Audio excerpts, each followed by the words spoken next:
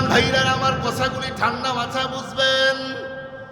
এক পর্যায়ে রাজা তখন বন্ধু আমার গোয়েন্দা ডিপার্টমেন্টের লোককে ডেকে বলল, শুনো, যেই পরিমাণ সৈন্য লাগে, এমনকি যেই পরিমাণ অস্ত্র লাগে, টাকা লাগে, যা লাগে প্রয়োজনে সবগুলো চাই। এ কথা বলেই বন্ধুরা আমার যখন অনেকগুলি সৈন্য নিয়ে এমনকি অস্ত্র নিয়ে রওনা দিল, এক পর্যায়ে বন্ধুরা আমার রাজা যখন তার সৈন্যবাহিনীগুলিকে পাঠিয়ে দিয়েছে, সেই মুহূর্তে বন্ধুরা আমার সৈন্যবাহিনীগুলি যখন রণাঙ্গনে গিয়েছে, রণাঙ্গনে যাওয়ার পরে বন্ধুরা আমার যখন সাহাবীদের সঙ্গে ফাইট করে যুদ্ধগুলি করতে করতে করতে করতে এক পর্যায়ে আব্দুল্লাহ ইবনে হুযাইফা সহ অনেকগুলি সাহাবীকে তারা আটক করে ফেলে। যেই মুহূর্তে বন্ধুরা আমার সাহাবা একরামদেরকে বন্দী করলো, সেই মুহূর্তে তাদেরকে বলল, দেখো আমরা যেই পরিমাণ সংখ্যায় এমনকি অস্ত্রে এসেছি, তোমরা কিন্তু কোনো অবস্থাতে আমাদের সঙ্গে কুলায় উঠতে পারবে না। এ কথাগুলি বলতেই তখন বলল যে আমরা তো অবশ্যই তোমাদেরকে ভয় পাই না। এক পর্যায়ে রোমের বন্ধুরা আমার লিডারগুলি তখন ডেকে বলল, আব্দুল্লাহ, আমরা কিন্তু তোমাদেরকে হত্যা করা টার্গেট নিয়ে এখানে আসি নাই, আমরা তো এসেছি শুধুমাত্র কেবলমাত্র তোমাদের বন্দী করে রাজার সামনে হাজির করতে। মুসলমান ভাইরা আমার যেই মুহূর্তে বলল, আব্দুল্লাহ এই মুহূর্তে তোমার সৈন্য বাহিনীদেরকে তুমি নিষেধ করে দাও, কোনো অবস্থাতেই যেন আমাদের উপরে তাদের বন্ধুরা আমার অস্ত্র না উঠে। এক পর্যায়ে আব্দুল্লাহ ইবনে হুযাইফা রাদিয়াল্লাহু তাআলা নিষেধ করার পর সমস্ত বন্ধুরা আমার সাহাবীদের মধ্য হতে অনেককে যখন বন্দী করলো, এক পর্যায়ে সেখান থেকে বন্ধুরা আমার ধরে যখন রাজার কাছে নিয়ে যাওয়া হয়, এক পর্যায়ে বন্ধুরা আমার রাজা অপেক্ষা করতেছে কখন আসবে তারা। রাজা নিজের ডান পাশের চেয়ারটাকে খুলে রেখেছে, ওই যুবকগুলি আসলে বন্ধুরা আমার এদের মধ্যে তার লিডারকে বসায় দিবে। আব্দুল্লাহ ইবনে হুযাইফা রাদিয়াল্লাহু তাআলা সৈন্যবাহিনী যারা আছে সবাইকে সঙ্গে করে রাজার কাছে গেলেন। রাজার কাছে যখন গিয়েছে, রাজা নজর করে দেখে যতগুলি সৈন্য, কোনো কোনো বর্ণনায় আসছেন 17 জন মুজাহিদকে ধরে নিয়ে গিয়েছিল সেই বাহিনীগুলি। রাজার কাছে যখন নিয়ে যাওয়া হলো, রাজা তাকায় দেখে ম্যাক্সিমাম গুলাই যুবক। আল্লাহু আকবার বলেন। রাজা তখন বলল, আরে তোমরা তো সবগুলাই যুবক, 25 বছর বয়স তো তোমাদের এখানে কারো নাই, কারো 17 বছর, 18 বছর, 20 বছর, 22 বছর, এই টাইপের 2-1 হয়তো 25 বছরের যুবক সেখানে ছিল। এক পর্যায়ে রাজা তখন জিজ্ঞাসা করল, তোমাদের মধ্যে লিডার কে বলো। সেই সময় ওরা দেখায় দিল আমাদের মধ্যে লিডার হলেন উনি, ওনার নাম আব্দুল্লাহ ইবনে হুযাইফা রাদিয়াল্লাহু তাআলা। রাজা সেই সময় বলল, আব্দুল্লাহ সামনে আসো। এক পর্যায়ে আব্দুল্লাহ ইবনে হুযাইফা যখন সামনে আসলেন, আসার পরে সেই সময় রাজা আব্দুল্লাহকে কাছে নিয়ে নিজের চেয়ারের মধ্যে বসায় দিল। সমস্ত মন্ত্রী এবং রাজ্যের মানুষগুলি অবাক, রাজা এইটা কি করলো? আমরা তো মনে করেছি রণাঙ্গন থেকে এনে আমাদের চোখের সামনে সৈনিকগুলি তাদেরকে আক্রমণ করবে, মুসলিম বাহিনীকে হত্যা করে দিবে, আমাদেরকে অর্ডার দিবে, আমরা মজায় মজায় তাদেরকে হত্যা করব। কিন্তু রাজা এটা না করে তার উন্নত চেয়ারের মধ্যে বসিয়ে দিল। এটা কারণ কি? এটা কি করলো?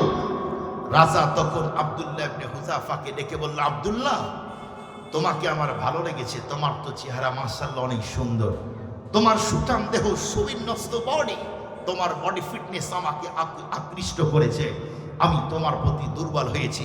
আব্দুল্লাহ, আমি তোমাকে একটা প্রস্তাব দিই, তুমি কি শুনবা? আব্দুল্লাহ ইবনে হুযাইফা তখন ডেকে বলল, বলো, তুমি এমন কি প্রস্তাব দিতে চাও? আব্দুল্লাহ ইবনে হুযাইফাকে একথা আব্দুল্লাহ ইবনে হুযাইফা বলতেই তখন বলল, প্রথম প্রস্তাব হলো, তুমি যে ধর্ম হৃদয়ে লালন করো, যেই ধর্মকে হৃদয়ে জায়গা করে দিয়েছো, আমি তোমাকে বলতে চাই ওই ধর্ম ইসলাম, ওই ঈমানটা ছেড়ে আমার ধর্ম খ্রিস্টান গ্রহণ করো। আমার ধর্ম গ্রহণ করলে অর্ধেক সম্পদের মালিক এখনই তোমাকে বানায় দেব। আমার রাজ্যের রোমের যত সম্পদ আছে অর্ধেক সম্পদ তোমাকে দিয়ে দিব, তুমি রাজি হও। শুধুমাত্র ওই জায়গা থেকে তুমি সরে আসো, আমার ধর্ম গ্রহণ করে নাও। শুধু তাই নয়, বর্তমান রোমের মধ্যে যত সুন্দরী নারী আছে, এর মধ্যে আমার কন্যার চেয়ে সুন্দরী আর কোনো নারী নাই। তুমি যদি এই মুহূর্তেই সেই ধর্মকে ত্যাগ করে নতুন ধর্মকে গ্রহণ করে নাও, আমি রাজা তোমাকে প্রতিশ্রুতি দিলাম আমার কন্যার সঙ্গে বিয়ে দিব, আগামীতে আমি মরে গেলে এই রাজ্যের রাজা তুমি হইবা, রানীকেও তুমি পেয়ে যাইবা। বলুন তো প্রস্তাব কি ছোট না বড়? জোরে বলেন না, জোরে বলেন। ছোট না বড়? অনেক বড়। কত কোটি কোটি মিলিয়ন বিলিয়ন টাকার শেষ নাই। এত সম্পদের মালিক আব্দুল্লাহ ইবনে হুযাফাকে প্রস্তাব দিলেন। আব্দুল্লাহ ইবনে হুযাফা রাদিয়াল্লাহু তাআলা আনহু তখন লাফ দিয়ে চেয়ার থেকে দাঁড়িয়ে গেল।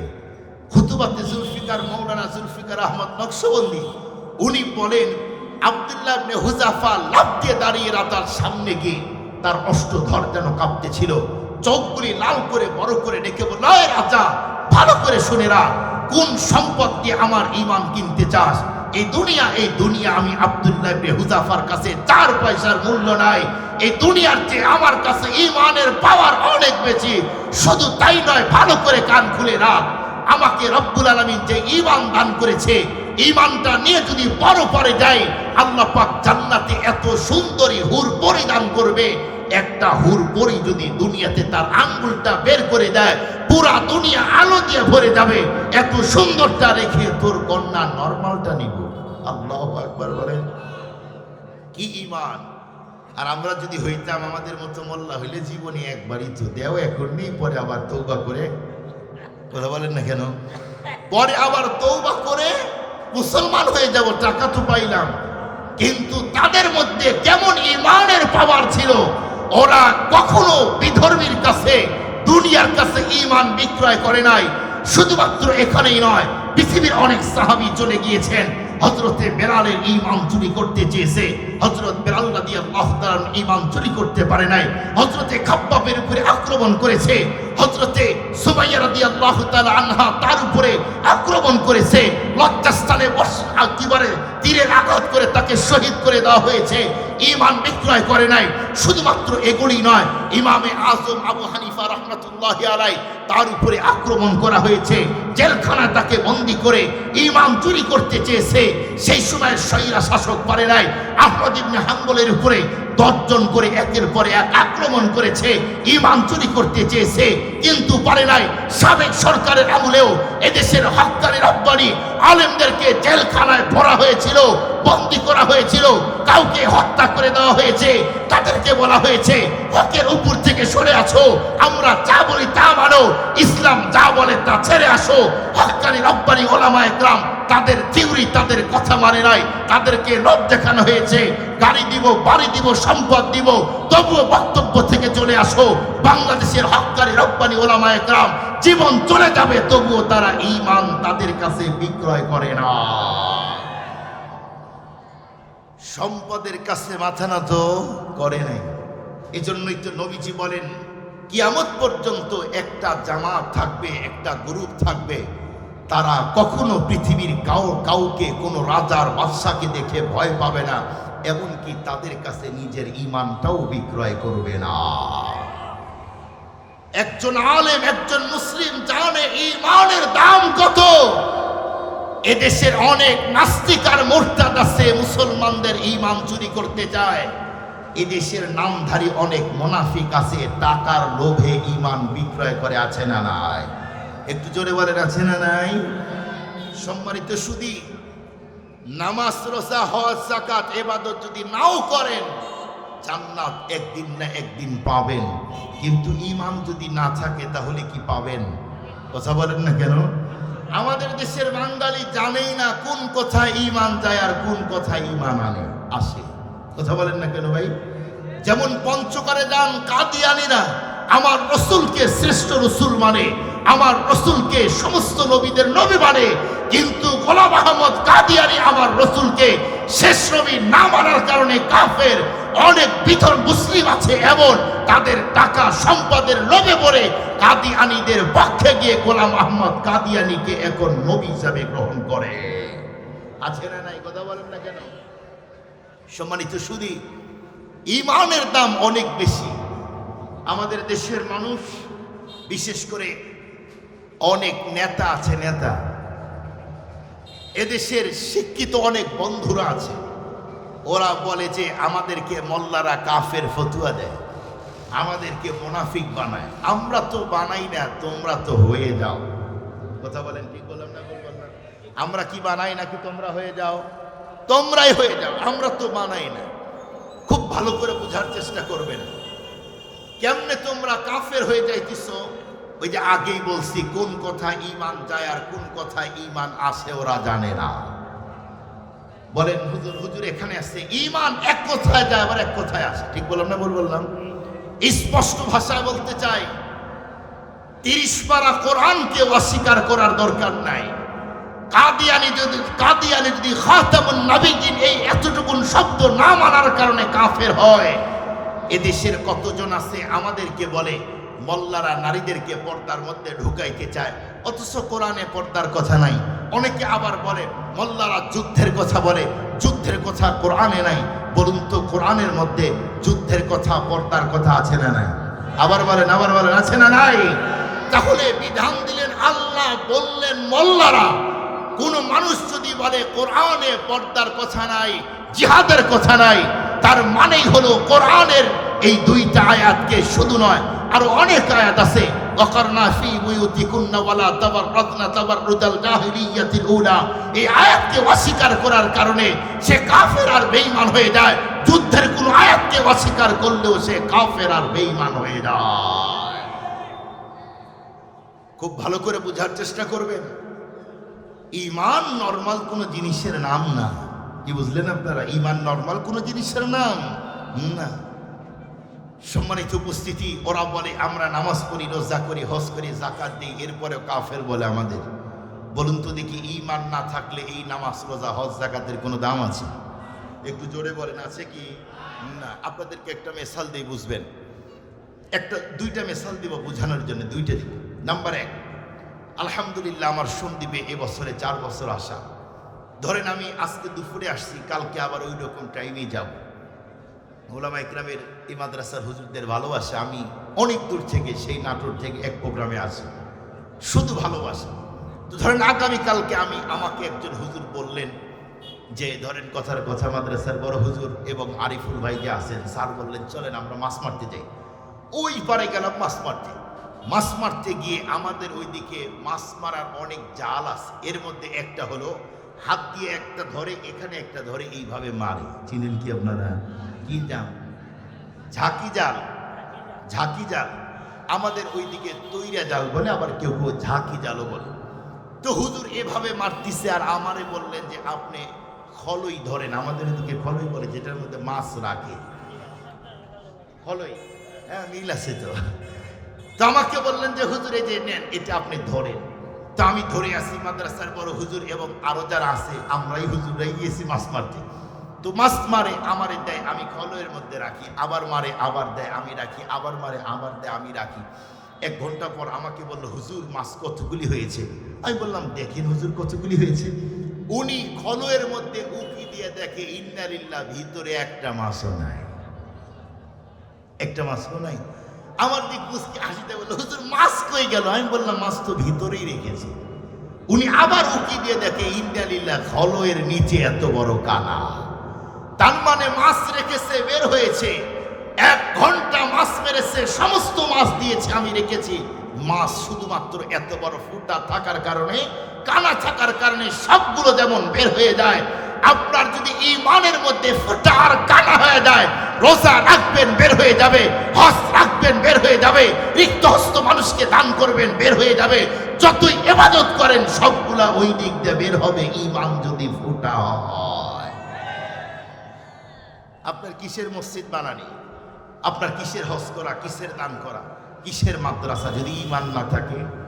2 নম্বর মিসাল হলো, বলুন তো দেখি, নামাজ, রোজা, হজ, যাকাত এগুলি দিয়ে কি জান্নাতের মালিকানা হয় নাকি ঈমান দিয়ে? ঈমান দিয়ে। বলেন কি দিয়ে? ঈমান দিয়ে। আপনাদেরকে সহজ করে বোঝার জন্য 2 নম্বর একটা মিসাল দিয়ে বুঝবেন।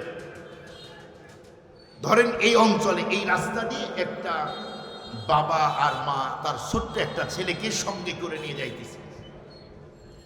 এমন মুহূর্তে তাকের সাথে সংঘর্ষ লেগে মা এবং বাবা সেই জায়গাতেই মরে গেল। এই বাবা এবং মায়ের অনলি ওয়ান, একটা মাত্র সন্তান।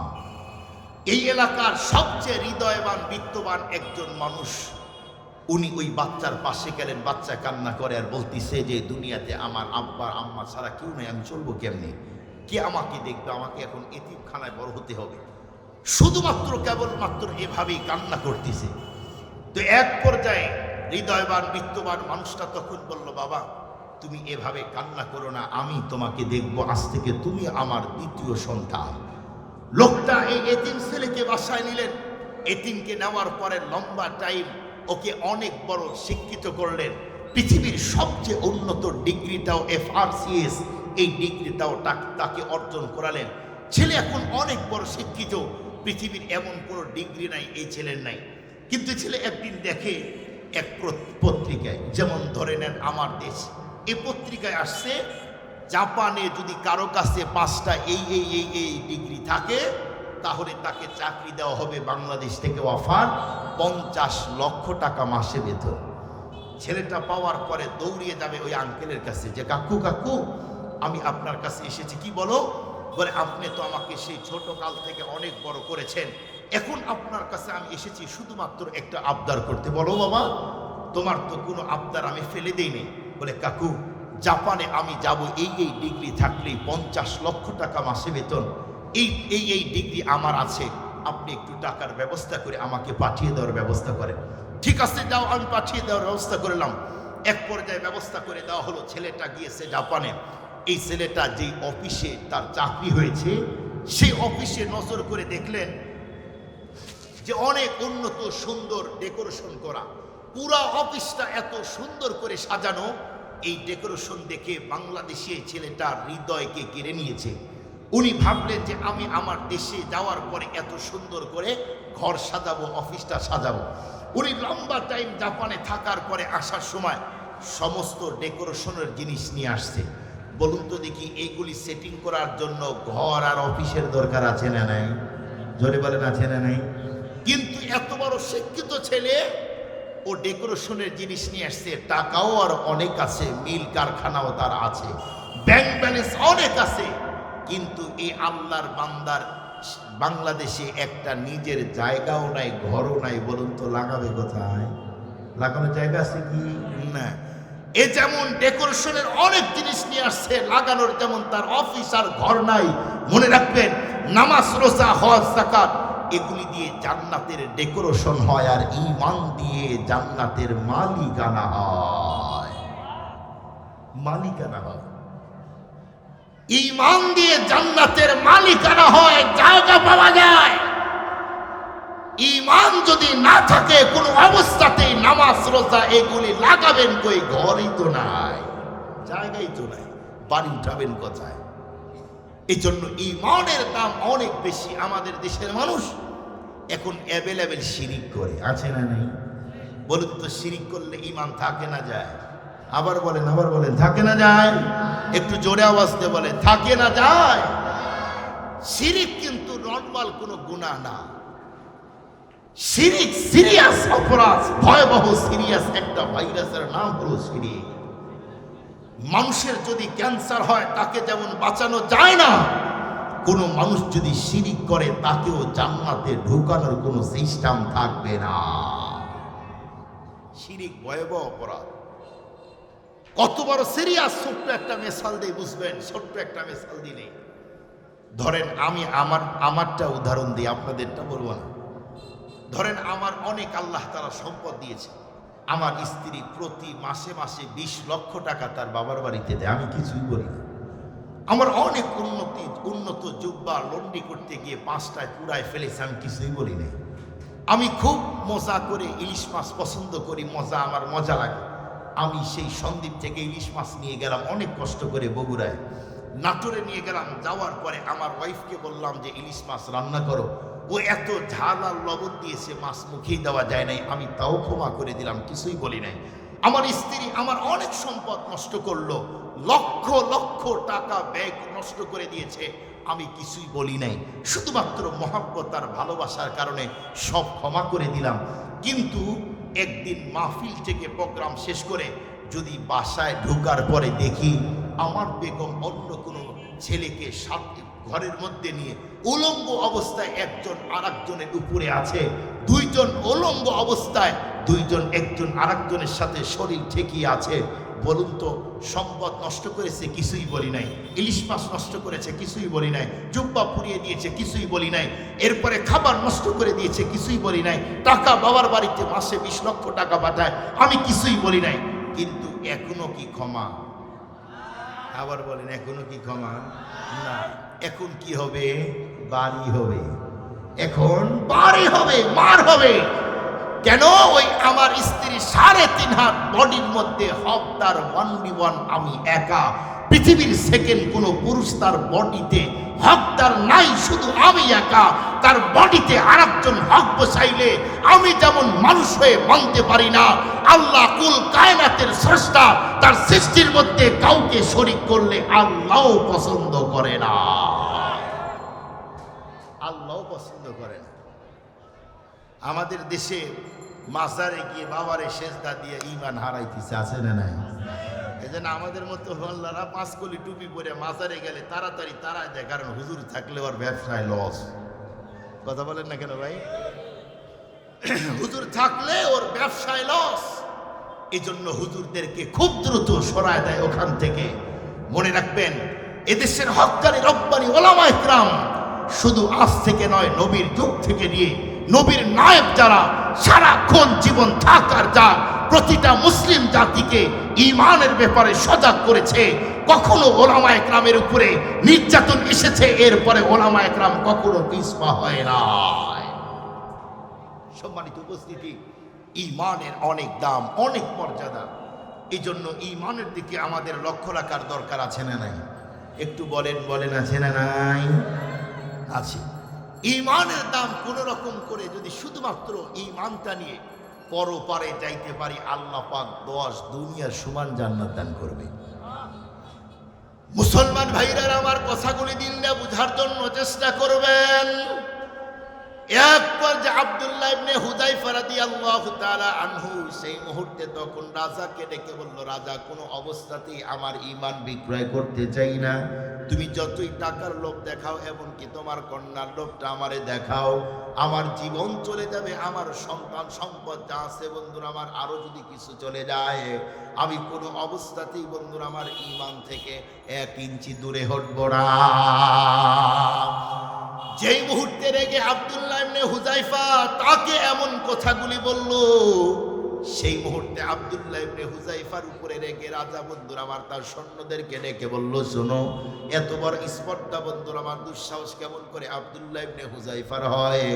এই মুহূর্তে বন্ধুরা আমার তাকে এমনকি তার সাথীদেরকে তোমরা বন্দী করো, এমনকি জেলখানার মধ্যে তোমরা এখন ঢুকায় দাও। কোনো অবস্থাতেই তার সৈন্যবাহিনীদেরকে এমনকি আব্দুল্লাহকে কোনো অবস্থাতেই মুখের মধ্যে খাবার দিবা না। মুসলমান ভাইরা আমার যখন এ কথা বলেই আব্দুল্লাহ ইবনে হুযায়ফাকে জেলখানায় ভরা হলো, এদিক দিয়ে বন্ধুরা আমার রাজা তখন একজন ডক্টরকে ডেকে বলল, ডক্টর শোনো, আমি কিন্তু মুসলমানদের হত্যা করা আমার কিন্তু মূল টার্গেট আর লক্ষ্য না, আমি শুধুমাত্র কেবলমাত্র তাদের ঈমানটা পরীক্ষা করাই হলো আমার টার্গেট আর লক্ষ্য। এ কথা বলেই যখন বন্ধুরা আমার ডক্টরকে বলল, ডক্টর শোনো, যেই মুহূর্তে দেখবে আব্দুল্লাহর শরীরটা বন্ধুরা আমার কমজোর হয়ে যায়, আব্দুল্লাহ কোনো অবস্থাতেই বন্ধুরা আমার বাঁচতেছে না, তার অন্তিম মুহূর্ত চলতেছে, সেই মুহূর্তে তুমি আমার কাছে আসবা, কিন্তু কোনো অবস্থাতেই আমার অনুমতি ছাড়া খাবারগুলি দিবা না। এ কথা বলেই যখন বন্ধুরা আমার আব্দুল্লাহকে ভরা হলো, লম্বা টাইম যখন তাদের জেলখানায় রাখা হয়েছে, এক পর্যায়ে এদিক দিয়ে বন্ধুরা আমার কোন বর্ণনার মধ্যে আসছেন একজন মন্ত্রী রাজাকে ডেকে বলল, রাজা, এই মুহূর্তে আমি আপনাকে একটা সুন্দর বন্ধুরা আমার পরামর্শ দিতে চাই। রাজা সেই মুহূর্তে তখন বলল, বলো দেখি এমন কি পরামর্শ দিতে চাও? এ কথা বলতেই তখন বলল রাজা, আমার কাছে চমৎকার একটা পরামর্শ আছে, সেইটা হলো আপনি অনেক চেষ্টা করতেছেন কিন্তু আব্দুল্লাহর ঈমান চুরি করতে পারেন না, কিন্তু আমার মন বলতিছে আব্দুল্লাহর বয়স মাত্র 16 অথবা 18 বছর বয়স হবে, এখন পর্যন্ত আব্দুল্লাহ বিয়ে করে নাই। আব্দুল্লাহ ইবনে হুযায়ফাকে বর্তমানে রোমের সবচেয়ে সুন্দরী নারী যদি তার সামনে এখন পেশ করা হয়, আমার মন বলতেছে আব্দুল্লাহ ইবনে হুযায়ফা হয়তো তাকে গ্রহণ করে নিবে। এ কথা বলতেই বলল, ঠিক আছে তাহলে সুন্দরী নারীর ব্যবস্থা করে দাও। এক পর্যায়ে আব্দুল্লাহ ইবনে হুযায়ফা রাদিয়াল্লাহু তাআলা বন্ধুরা আমার যখন জেলখানার মধ্যে আছে, রাতের অন্ধকারে তামাম দুনিয়া একদম স্তব্ধ বন্ধুরা আমার যখন বিরাজমান, সেই মুহূর্তে আব্দুল্লাহর ঘরের মধ্যে তার বন্ধুরা আমার জেলখানার মধ্যে সুন্দরী নারীটাকে ভিতরে ঢুকিয়ে দেওয়া হয়। আব্দুল্লাহ ইবনে হুযায়ফা রাদিয়াল্লাহু তাআলা যেই ঘরের মধ্যে আছেন, যেই জেলখানা তাকে বন্দী করা হয়েছে, উনি সেই জায়গার মধ্যে আছেন। একটা নারী ঢুকলো, উনি শুধু দেখলেন, কিন্তু নারীটা দেখতে কেমন, তার অবয়ব, তার বডি ফিটনেস, তার স্কিনটা কেমন, এদিকে উনি নজর দিলেন না।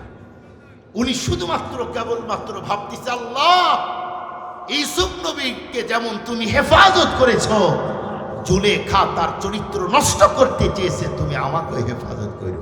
আল্লাহু আকবার বলেন। আব্দুল্লাহ ইবনে হুযায়ফা রাদিয়াল্লাহু তাআলা সুযোগ ছিল নারীটাকে সারা রাত তার সঙ্গে শারীরিক সম্পর্ক করার, কিন্তু কোন কোন বর্ণনার মধ্যে আসছেন আব্দুল্লাহ ইবনে হুযায়ফা রাদিয়াল্লাহু তাআলা ওই যে ইশারের পরে নামাজ শুরু করলেন, 2 রাকাত নামাজ দিয়ে সারা রাত কাটিয়ে দিল, নারীর দিকে কোনো নজর দেয় না। দ্বিতীয় রাত্রে যখন নারী আবার আসলো, আব্দুল্লাহ আবার নামাজে দাঁড়িয়ে গেল। দ্বিতীয় রাত্রেও নারীর দিকে কোনো নজর নাই। তৃতীয় রাত্রেও নারীটা আসলেন, উলঙ্গ অবস্থায় আব্দুল্লাহর সামনে, নামাজের সামনে দাঁড়ায়। মাঝে মাঝে তার শরীরটা যেন একটু একটু ঠেকায়, কিন্তু আব্দুল্লাহ ইবনে হুযায়ফা উনি তো আমাদের মতো নামাজি না, উনি তো নামাজে দাঁড়িয়ে আছে, কে কোথায় আছে এই খবর নাই। কথা বলেন না কেন ভাই? ওনারা তো ছিলেন ওই মার্কা নামাজি। আব্দুল্লাহ ইবনে হুযায়ফা রাদিয়াল্লাহু তাআলা সেই সময় নামাজ কমপ্লিট করলেন। তৃতীয় দিন মেয়েটা ঘর থেকে বের হওয়ার পরে মন্ত্রীকে তখন ডেকে বলল, মন্ত্রী তুমি কার কাছে আমাকে পাঠাইলা?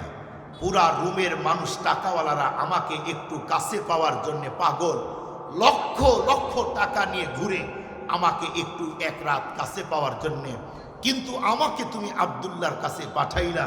আমি ওকে পাওয়ার জন্য পাগল হলাম, ওর বডি ফিটনেস, ওর চেহারা, ওর স্কিন, ওর সব কিছুই আমার এত ভালো লেগেছে, কিন্তু আমি আব্দুল্লাহর পাগল, আব্দুল্লাহ আমার দিকে একবার নজরই দেয় নাই।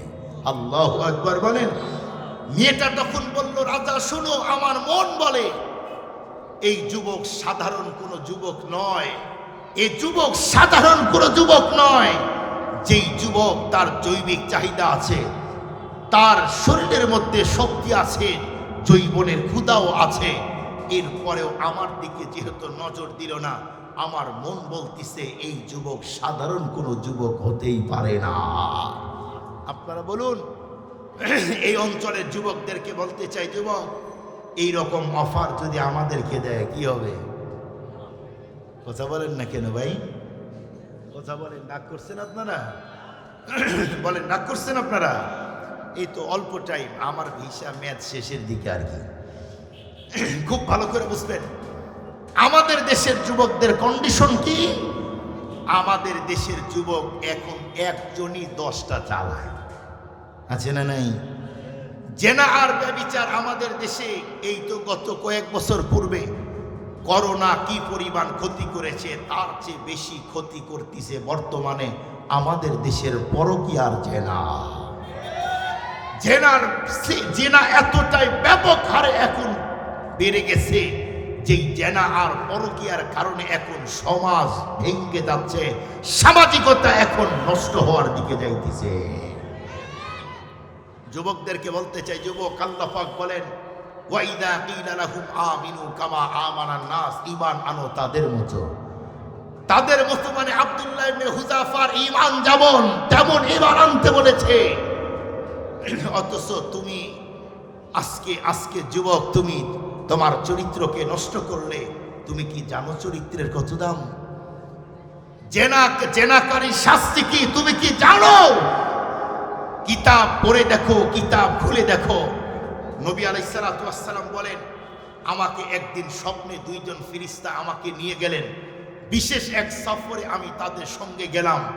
যাওয়ার পরে দেখি বিশাল বড় একটা ঘর দেখা যায়। এই ঘরের মুখটা একদম এতটাই সংকীর্ণ ছোট, এই দিক দিয়ে একজন মানুষের মাথাও বের হবে না। আমি সেই সময় ওই ঘরের দিকে নজর করলাম, আমাকে ফিরিস্তা দেখালেন। আমি নজর করে দেখি কিছু পুরুষ আর নারী উলঙ্গ অবস্থায়, যখন তাদেরকে আগুনের তাপ দেওয়া হচ্ছে, আগুন যখন স্পিরিট দেয়, মানুষগুলি তখন আগুনের উপরে উঠতে উঠতে একদম ঘরের মুখ পর্যন্ত পৌঁছে যায়। নবীজি বলেন, আমি ফিরিস্তাকে জিজ্ঞেস করলাম, এ ফিরিস্তা বলো দেখি এরা কার হয়? আজকে শুধুই কান্না করে, চিৎকার করে, বাঁচাও বাঁচাও বলে আওয়াজ দেয়, এরা কারা? এদেরকে এই পদ্ধতিতে শাস্তি দেওয়া হয়। ফিরিস্তাগুলি নবীকে ডেকে বলল, নবীজি এরা হলো আপনার গুনাহগার ওই উম্মত যারা দুনিয়াতে জেনা আর ব্যভিচারের অপরাধ করেছে, তাদেরকে এই পদ্ধতিতে শাস্তি দেওয়া হয়। আপনারা সুবহানাল্লাহ বললেন না, নাউজুবিল্লাহ বললেন না? জেনার ভয়াবহ শাস্তি আপনি আরো পড়েন। কিয়ামতের দিন সমস্ত মানুষগুলি পেরেশান, সূর্য মাথার আধাত উপরে, জমিনটা হবে তামার। সমস্ত নবীগণ, রসুলগণ, সমস্ত সাহাবী তাবী, সমস্ত মানুষ পেরেশান। মানুষগুলি ঘামতে ঘামতে নাক পর্যন্ত পানি উঠে যাবে। সমস্ত মানুষগুলি উলঙ্গ অবস্থায়, মানুষগুলি পেরেশান হবে। এমন মুহূর্তে এমন একটা দুর্গন্ধ কিয়ামতের মাঠে স্প্রে করে দেওয়া হবে। হযরত আলী রাদিয়াল্লাহু তাআলা বর্ণনা করেন, এই দুর্গন্ধের কারণে সমস্ত মানুষগুলি এমনকি নবী রসুলগণ নাক ধরে থাকবে। সবাই বলতে থাকবে, দুর্গন্ধ কিসের? এই গন্ধ কোথায় থেকে আসে? দুর্গন্ধের কারণে কিয়ামতের ময়দানে থাকা যায় না। মাওলানা জুলফিকার আহমদ নকশবন্দি লেখেন, হাজার হাজার বছর পার হয়ে যাবে, সেই সময় বিচার শুরু হবে না। মানুষগুলি পেরেশান। কেউ যাবে আদম নবীর কাছে, কেউ যাবে নূহ নবীর কাছে, কেউ যাবে ইব্রাহিম আলাইহিস সালাতু ওয়াস সালামের কাছে। মানুষগুলি পেরেশান হয়ে যাবে। সেই সময় দুর্গন্ধ মানুষগুলি নাক ধরবে। একজন ঘোষক ফিরিস্তা বলবে, এই তোমরা কি জানো কিসের দুর্গন্ধ এটা? সবাই বলবে যে না, আমরা তো জানি না। তখন বলবে, দুনিয়াতে যেই পুরুষ আর নারী জেনা আর ব্যভিচার করেছে, আজকে তাদের লজ্জাস্থানের দুর্গন্ধ কিয়ামতের ময়দানে এখন স্প্রে করে দেওয়া হলো। কি পরিমাণ সিরিয়াস দুর্গন্ধ!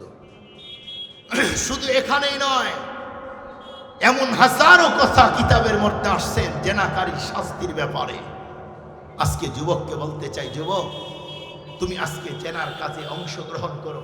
তোমার বিবেককে প্রশ্ন করতে চাই, তুমি যেই মেয়েটার চরিত্র নষ্ট করলে, এটা ভিডিও করলে, তাকে ব্ল্যাকমেল করে বারবার ধর্ষণ করতেছ, জিজ্ঞেস করতে চাই, এই মেয়েটা যদি তোমার বোন হতো, তোমার আপন ভাগিনা হতো, তোমার ভাগিনী হতো, তোমার যদি ভাতিজি হতো, তোমার যদি ফুফু হতো, তোমার যদি খালা হতো, তুমি একটা মেয়ের চরিত্র নষ্ট করলে, সে যদি তোমার আপন মা হতো, তোমার বোন হলে, তুমি কি পারতে এই কাজগুলি করতে? তুমি যদি না পারো, আজকে তুমি যার চরিত্র নষ্ট করবে, সে কারো না কারো মা হবে, না হয় বোন হবে, না হয় ভাতিজি হবে, না হয় কারো খালা হবে, না হয় কারো ফুফু হবে। আজকে তুমি একজন নারীর সতীত্ব চরিত্র নষ্ট করলে, কিয়ামতের দিন অবশ্যই তোমাকে আল্লাহর আদালতে দাঁড়াইতেই হবে। সেই দিন বাঁচার কোনো সুযোগ থাকবে না। কথা বলেন না কেন ভাই? ইমাম শাফি রহমাতুল্লাহি আলাইহি বলেন, আজ-জেনা করজুন, জেনা হলো কর্জের মতো। আজ-জেনা করজুন, জেনা হলো কর্জের মতো। আমি যদি হুজুরের কাছ থেকে 10,000 টাকা ধার নিই, বলুন তো কর্জের এই টাকা, ধারের টাকা পরিশোধ করতে হবে কিনা? পরিশোধ করতে হবে। আমাকে যদি হাতিয়ে দেয় সেটা ভিন্ন কথা, কিন্তু যদি ধার নেই এটা পরিশোধ করতে হবে। মনে রাখবেন, ইমাম শাফি রহমাতুল্লাহি আলাইহি বলেন, আজ-জেনা করজুন, কোন মানুষ যদি, একটা পুরুষ যদি আর একটা নারীর চরিত্র নষ্ট করে, অবশ্যই এটা পরিশোধ করতে হবে। কি দিয়ে? হয় তার কন্যা, না হয় তার স্ত্রী দিয়েই পরিশোধ হবে। ইমাম শাফি রহমাতুল্লাহি আলাইহির কথা খুতুবাতে জুলফিকারের মধ্যে আসছে, একজন স্বর্ণকার, একজন মুদিখানার দোকানদার, দুইজনের মধ্যে অনেক গভীর সম্পর্ক। মুদিখানার দোকানদার প্রতিদিন স্বর্ণকারের বাসায় থেকে বোতল ভরে, জগ ভরে পানি নিয়ে আসে, কিন্তু ওই বাড়ির যে মেয়েগুলি আছে কারো দিকে নজর দেয় না। এই স্বর্ণকার অনেক ভালো মানুষ, এরপরে মুদিখানার দোকানদার সেও ভালো মানুষ। একদিন স্বর্ণকারের দোকানে একজন সুন্দরী নারী এসেছে, স্বর্ণকার তার হাতগুলি আঙ্গুলগুলি দেখে একদম পাগল হয়ে গেল। এত সুন্দর আঙ্গুল, এত সুন্দর স্কিন, এত সুন্দর বডি, দেখতে বড় আকর্ষণীয়। তার চোখ দেখেই তার প্রেমে পড়ে গেল। এক পর্যায়ে মেয়েটার বিশেষ এক অঙ্গে হাত দিল। যখন হাত দিয়েছে তখন তার ভিতরে আরো সামনে আগানোর জন্য স্পৃহা তার তৈরি হলো। এক পর্যায়ে এদিক দিয়ে ওই মুদিখানার দোকানদার প্রতিদিন পানি আনতে যায়, কিন্তু কোনো দিন স্বর্ণকারের স্ত্রীর দিকে নজর দেয় না। খুতুবাতে জুলফিকারের মধ্যে আসেন, কিন্তু ওই মুদিখানার দোকানদার ওই দিন পানি আনতে গিয়ে পানি বাহিরে রেখে ওই স্বর্ণকারের স্ত্রীর ঘরের মধ্যে ঢুকলো। স্ত্রী অবাক, জিজ্ঞাসা করলো, ভাই বাসায় কেউ নাই, আমি একা, আপনি আমার ঘরে ঢুকছেন, কোনোদিন তো এমনটি করেন না। এক পর্যায়ে বলল, চুপ করেন, আজকে কোনো কথা হবে না, আপনার সঙ্গে আমি আজকে বিশেষ মিলন করতে চাই। এক পর্যায়ে স্বর্ণকারের স্ত্রীকে ধর্ষণ করলেন। স্বর্ণকার যখন দোকান থেকে ঘরে ঢুকলো, ঢুকার পরেই দেখে স্ত্রীর চেহারার মধ্যে টেনশন আর মালিন্যতার ছাপ। জিজ্ঞেস করলো, কি হয়েছে বলো। তখন বলল, স্বামী কি বলবো, দুঃখের কথা, লম্বা টাইম মুদিখানার দোকানদার বাসা থেকে পানি নেয়, কিন্তু আমার বডির দিকে কোনোদিন তাকায় নাই, খোলামেলা অবস্থায় থাকলেও কখনো তাকায় নাই, কিন্তু আজকে এসে আমাকে ধর্ষণ করে গেল, আজকে আমার চরিত্র নষ্ট করে। স্বর্ণকার চোখের পানি ছেড়ে বলল, বেগম আমি 100% বুঝেছি, এতদিন পর্যন্ত আমার চরিত্র সংরক্ষণ ছিল, আল্লাহ তোমারটাও সংরক্ষণ করেছে। কিছুক্ষণ পূর্বেই আমার দোকানে একজন নারীর চরিত্রে আমি হাত দিয়েছি, এজন্যে আল্লাহ পাক এটা প্রতিশোধ স্বরূপ তোমার মাধ্যমে এই ক্ষতিটা পূরণ করে দিল। নাউজুবিল্লাহ বলেন। এজন্য পুরুষ যারা আছেন, যুবক ভাই যারা আছো, তোমাদেরকে বলতে চাই, জেনার দিকে আগায় না। জেনা এত সিরিয়াস, এত ভয়াবহ অপরাধ। তুমি যদি জেনা আর ব্যভিচারের মধ্যেই লিপ্ত হও, মনে রেখো একদিন তোমার কন্যার স্ত্রী এই কাজের দিকেই আগাবে, সেই দিন তুমি এটা কন্ট্রোল করতে পারবে না। সম্মানিত মুআজ্জাজ মুহতারাম হাজিরিন, আজকে যুব সমাজ জেনা আর ব্যভিচারের দিকে আগানোর মূল কারণ হলো এই জিনিসটা। কথা বলেন না কেন ভাই? এদেশের নারীগুলি টিকটক আর রিলস এমন ভাবে তৈরি করতেছে, অসমতল জায়গা বের করে, যুবকগুলি দেখলেই মনে হয় যেন মোবাইল থেকে বের করবে। এজন্য মোবাইল থেকে বের করতে পারে না, রাস্তায় বের হয়। রাস্তায় বের হয়ে কখনো যদি সুন্দরী নাও পায়, এদেশের কত দুশ্চরিত্র যুবক অনেক পাগলির পেটে পর্যন্ত এখন বাচ্চা দিতেছে, আছে না? এদের চরিত্র কত নিম্ন। এজন্য জেনা আর ব্যভিচার সমাজে অনেক বেড়ে গেছে। আমাদের দেশে মসজিদের জুতা চুরি করলে তার শাস্তি হয়, কিন্তু জেনা করলে তাকে এখন শাস্তি দেওয়ার কেউ নেই। কথা বলেন না কেন ভাই? সমাজের যারা শাস্তি দিবে তারাই এখন এই কাজ করে। কথা বলেন না কেন? সমাজে যারা শাস্তি দিবে তারাই এই কাজ করে, তাহলে শাস্তি দিবে কারা? সমাজে যেমন মাদককে বন্ধ করতে চাইলে যারা মাদকের ব্যবসা করে এদেরকে বন্ধ করা দরকার। সমাজের যারা বড় বড় চেয়ারে বসে আছে, রাষ্ট্রের অনেকেই জেনাকারী, এদেরও যদি জেনা থেকে ফিরে না আসে, এরাও যদি ফিরে না আসে, কোনো অবস্থাতেই সমাজে জেনা বন্ধ হবে না। সম্মানিত মুআজ্জাজ মুহতারাম হাজিরিন, আব্দুল্লাহ ইবনে হুযাফা রাদিয়াল্লাহু তাআলার কথা বলতেছিলাম। উনি কারো দিকে নজর দিলেন না, মেয়েটার দিকে একবারও নজর দিলেন না। মেয়েটা দেওয়ার পরে কি বললেন? ইনি সাধারণ কোনো মানুষ না। আল্লাহু আকবার বলেন। এক পর্যায়ে আব্দুল্লাহ ইবনে হুযাফার শরীর যখন একদম নিস্তেজ, চলেই না, অন্তিম মুহূর্ত চলতেছে, ডক্টর তখন যাওয়ার পরে রাজাকে ডেকে বলল, রাজা খাবার যদি না দেন আব্দুল্লাহ কিন্তু আর বাঁচবে না। ডক্টর তখন বলল, ঠিক আছে যাও খাবার দাও, তবে শর্ত আছে। কি? বলে তাকে খাবার দিবা হলো শুকরের গোস্ত আর মদের বোতল দিবা। আব্দুল্লাহ ইবনে হুযাফার কাছে যখন খাবার পরিবেশন করা হল, আব্দুল্লাহ ইবনে হুযাফা জিজ্ঞেস করলেন, এগুলি কি? বলে শুকরের গোস্ত, এটা মদ। আব্দুল্লাহর শরীর চলে না, রণাঙ্গন থেকে ধরে নিয়ে আসছেন, লম্বা টাইম খাবার নাই, পানি নাই, কষ্ট, শরীর চলে না, কোন রকম করে চলে শরীর, নিঃশ্বাস যেন আস্তে আস্তে মনে হয় আপ ডাউন করে। আব্দুল্লাহ ইবনে হুযাফা লাফ দিয়ে দাঁড়িয়ে গেলেন, ডক্টরের চোখের দিকে আঙ্গুলের ইশারা করে বলল, ডক্টর মনে রেখো, আমি আব্দুল্লাহ ইবনে হুযাফা এমন একজন মুসলিম, জীবন চলে যাবে তবু হারাম কোনো খাবার দিয়ে আমার পবিত্র মুখ নষ্ট করব না। হারাম খাবার মুসলিম খায় না।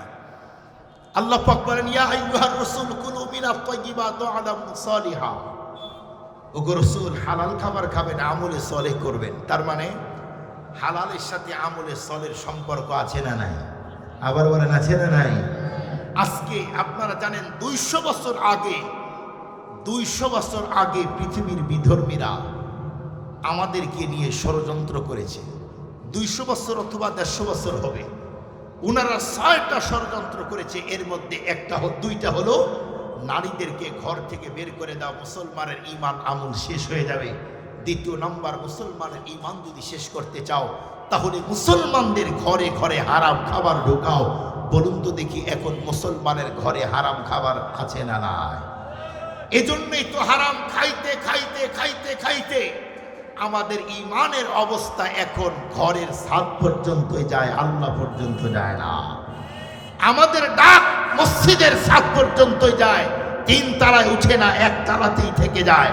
আগের যুগের মুসলমান খাবার কম খেয়েছে, হালাল খেয়েছে, রবকে ডাক দিতে দেরি, রব সাহায্যে লোকবার কি বলে ফেরেশতা পাঠাইতে দেরি করে নাই। আমরা অনেক উন্নত, এখন এই যুগে অনেক কিছুই খাই, কিন্তু হালাল হারামের কোনো তমিজ করি না। এজন্যই তো আমাদের ডাকগুলি মসজিদের ছাদ পর্যন্ত থাকে, আল্লাহ পর্যন্ত যায় না। সম্মানিত উপস্থিতি, আব্দুল্লাহ ইবনে হুযাফা রাদিয়াল্লাহু তাআলা তখন বলল যে আমি হারাম খাবার খাই না। রাজা তখন ডেকে ফায়ার, হ্যাঁ এতবার স্পর্ধা, সে খাবে না। ওর ঈমানের আরেকটা পরীক্ষা করতে চাই। পরীক্ষা হলো কয়টা? জোরে বলেন কয়টা? 2টা। একটু জোরে বলেন না, কয়টা? 2টা। আরো একটা পরীক্ষা করবে। কি বলে? সমস্ত সৈনিক যাদেরকে ধরে নিয়ে আসছি প্রত্যেকের নামে নামে বড় বড় একটা ডেক তৈরি করো, পুরা ডেকটা তেল দিয়ে ভরে দাও। তেলগুলি এতটাই ফুটন্ত হবে, মাছকে ভিতরে ছেড়ে দিলে যেমন মুহূর্তেই ভাজা হয়ে যায়, একজন মানুষকে সেই তেলের মধ্যে নিক্ষেপ করলে মুহূর্তেই যেন তার হাড্ডি গুড্ডি তেলের সঙ্গে মিশে যায়। সমস্ত মুজাহিদদেরকে নিয়ে যাওয়া হলো, এক পর্যায়ে তেলের ডেকগুলি সামনে রাখা হলো। রাজা আব্দুল্লাহকে ডেকে বলল, আব্দুল্লাহ, তেল কিন্তু এনেছি, এখনই নিক্ষেপ করব, তুমি মরে যাবে। আমি আগের প্রস্তাব আবার দিতে চাই, তুমি যদি রাজি হও তোমাকে ছেড়ে দিব, না হলে তেলের মধ্যে নিক্ষেপ করে দিব। আব্দুল্লাহ ইবনে হুযাফা তখন বলল, রাজা মনে রেখো, কোন অবস্থাতে আমি ঈমান ছাড়ব। আব্দুল্লাহ ইবনে হুযাফাকে আরো অনেক কথা বললেন রাজা। 3য় নম্বরের পরীক্ষা। এরপরে আরো কথা আছে, শুনবেন না? কে কে হাত উঠান দেখি। আপনারা শুনবেন না? হাত নামান। সম্মানিত উপস্থিতি, না লাগবে না। সম্মানিত মুআজ্জাজ মুহতারাম হাজিরিন, আমি বাকি কথা আপনাদেরকে বলবো। এর আগে আপনাদের কাছে আমি গত 3 বছর এ মাহফিলে আনিসুর রহমান আশরাফি সাহেব 2 বছর ছিলেন। হযরত এবছর আসতে পারে নাই, ছুটি নিয়েছে। ওনার সঙ্গে আমার এক প্রোগ্রামে সাক্ষাৎ হয়েছে, দেখা হয়েছে। আমি বললাম, হযরত আমি তো যাব, আপনি যাবেন না? বলে, এবছর ছুটি নিয়েছি, আগামী বছর যাব ইনশাআল্লাহ। আগামী বছর আসবে, আপনারা একটু সবুর করেন। একবার আসতে পারে নাই, তাই রাগ করছেন আপনারা? রাগ করছেন কে কে? হাতটা দেখি। ও আপনারা মনোনিবেশ দেখতেছি আর কি, কতটুকু আছে। তো যাই হোক, আগামী বছর হুজুর আসবে ইনশাআল্লাহ। এর আগে আপনারা জানেন, গত 2 বছর মাদ্রাসার জন্য আমি কিছু টাকা আপনাদের কাছে চেয়েছি। এবছরও আপনাদের কাছে চাই। গত বছর চেয়েছিলাম কোরআন কয় পারা? জোরে বলেন, কয় পারা? রাজা ডেকে বলল যে, আব্দুল্লাহ, এখন যদি তোমার ঈমানটা ছেড়ে না দাও, কোনো অবস্থাতেই তোমাকে আমি ছেড়ে দিব না। এখন পানির মধ্যে, এই তেলের মধ্যে ছেড়ে দিয়ে তোমাকে হত্যা করে দেব। আব্দুল্লাহ ইবনে হুযাফা তখন বলল, যতই তুমি আমাকে বলো, আমার ঈমান ছাড়বো না, কারণ ঈমানের দাম অনেক বেশি। এক পর্যায়ে আব্দুল্লাহ ইবনে হুযাফা রাদিয়াল্লাহু তাআলা আনহু সেই মুহূর্তে বন্ধুরা আমার রাজাকে যখন ডেকে বলল, রাজা, কোনো অবস্থাতে আমার ঈমানকে তুমি চুরি করতে পারবে না, আমাকে শেষ করে দিতে পারবে না। সেই মুহূর্তে বন্ধুরা আমার রাজা তখন তার সৈন্যদেরকে বলল, শোনো, এই মুহূর্তেই মুসলমান বাহিনীর মধ্য হতে দুইজনকে তেলের মধ্যে নিক্ষেপ করে দাও। যেই মুহূর্তে দুইজনকে তেলের মধ্যে নিক্ষেপ করে দেওয়া হলো, এরপরে আব্দুল্লাহ ইবনে হুযাফা রাদিয়াল্লাহু তাআলা আনহুকে ডেকে বলল, আব্দুল্লাহ, ওই যে দুইজনকে যেমন তোমার সামনে আমি দুইজনকে তেলের মধ্যে নিক্ষেপ করে দিলাম, এই মুহূর্তে যদি তুমি আমার কথাগুলি না শুনে ঈমানকে যদি ছেড়ে না দাও, আমি কিন্তু তোমাকে ধরে ওই তেলের মধ্যে নিক্ষেপ করে দিব। আব্দুল্লাহ ইবনে হুযাফা উনি বললেন যে আমার মৃত্যুকে আমি ভয় পাই না, আমাকে ছেড়ে দিলেও কোনো সমস্যা নাই। আব্দুল্লাহ ইবনে হুযাফা রাদিয়াল্লাহু তাআলা চোখের পানি ছেড়ে কান্না করতেছেন। এক পর্যায়ে রাজা ভাবতেছে এখন বুঝি কাজ হয়েছে। আব্দুল্লাহর দিলের মধ্যে অবশ্যই একটু মায়া জন্মেছে, নিজের জীবনের তো মায়া আছে। আব্দুল্লাহ ইবনে হুযাফা রাদিয়াল্লাহু তাআলা সেই সময় যখন কান্না করতেছে, রাজা ডেকে বলল, আব্দুল্লাহ, এখন কি ঈমান ছাড়বা? না। কান্না করছো কেন? বলে, কান্না করি আর আমার রবের কাছে দরখাস্ত দিতেছি, আয় রব, আজকে আমাকে যদি তেলের মধ্যে নিক্ষেপ করে আমার কোনো দুঃখ নাই, আমাকে আজকে একটা হায়াত দিয়েছো, যদি 1 কোটি বারো দুনিয়াতে পাঠাও, এরপরেও আমি কখনো কোন অবস্থাতে বিধর্মীর কাছে আমার ঈমান বিক্রয় করব না। রাজা তখন ডেকে বলল, আব্দুল্লাহ, তোমাকে ছেড়ে দিব, শর্ত আছে। আব্দুল্লাহ ইবনে হুযাফা বলল, বলুন কি শর্ত? বলে, তুমি যদি আমার এই কপালে চুমা দাও আমি তোমাকে ছেড়ে দেব। আব্দুল্লাহ ইবনে হুযাফা তখন বলল, আমারও 2টা শর্ত আছে। বলো। 1 নম্বর শর্ত হলো, যতগুলি আমাদের মুসলিম ভাইরা তোমার জেলখানায় আছে এখন এবং আগে, সবাইকে এই মুহূর্তে ছেড়ে দিতে হবে। 2 নম্বর, তোমার কপালে চুমা আমি দিব, তবে তোমার কপালে একটা কাপড় দিব, এরপরে চুমা দিব। তুমি কি রাজি? রাজা তখন বলল, ঠিক আছে, আমি রাজি আছি। এক পর্যায়ে আব্দুল্লাহ ইবনে হুযাফা তার কপালে কাপড় দিয়ে চুমা দিলেন।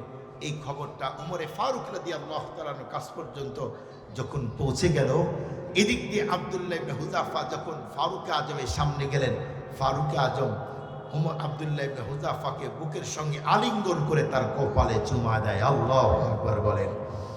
এজন্যই তো আমি যে আয়াত পড়েছি, আল্লাহ পাক বলেন, ওয়ালা তাহিনু ওয়ালা তাহজানু ওয়া আনতুম লা'আলাউন ইন কুনতুম মুমিনিন। বিজয় তোমাদের হবে যদি ঈমানদার হতে পারো। নাম্বার 1, সাহাবায়ে কেরামের এই বিজয় শুধুমাত্র ঈমানের কারণে, অস্ত্রে নয়, ক্ষমতায় নয়, পাওয়ারে নয়। আগামীতে মুসলমান যদি এ জমিনে নেতৃত্ব দিতে চায়, জমিনকে যদি মুসলমান চালাইতে চায়, অবশ্যই মুসলমানকে ঈমানের উপরে উঠতে হবে। ঈমান যদি আমাদের 13 মার্কে থাকে, কখনো বিজয় নয়, হবে হলো পানিশমেন্ট। আল্লাহ পাক রব্বুল আলামিন যে কথাগুলি বললাম আমাকে আপনাদেরকে বুঝে আমল করার তৌফিক দান করুক। আল্লাহ তাআলা আমাদের সবাইকে সাহাবায়ে কেরামের মতো ঈমান আনার তৌফিক দান করুক। সবাই বলি